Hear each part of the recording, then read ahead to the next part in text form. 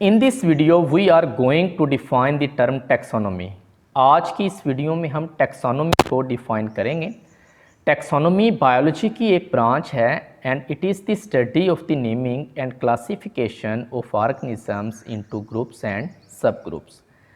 Taxonomy biology की एक शाख है और ये जानदारों के साइंसी नाम रखने और इनकी ग्रुप्स और छोटे ग्रुप्स में ग्रुप बंदी यानी क्लासिफिकेशन का इल्म है। हम जानते हैं जानदारों को मुख्तलिफ ग्रुप्स में तकसीम किया जाता है, जैसे prokaryotes, protist, fungi, animals, plants. तो इसके बाद हम इन ग्रुप्स को मज़ीद छोटे छोटे ग्रुपों में भी तकसीम करते हैं, जिसको हम क्लासिफिकेशन का नाम देते हैं।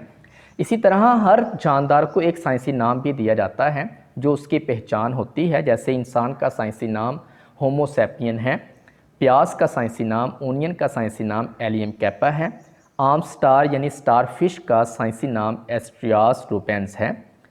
तो जानदारों के साइंसी नाम रखने और इनकी ग्रुप्स और छोटे ग्रुप्स में ग्रुप बंदी यानी क्लासिफिकेशन का इल्म टैक्सोनॉमी कहलाता है।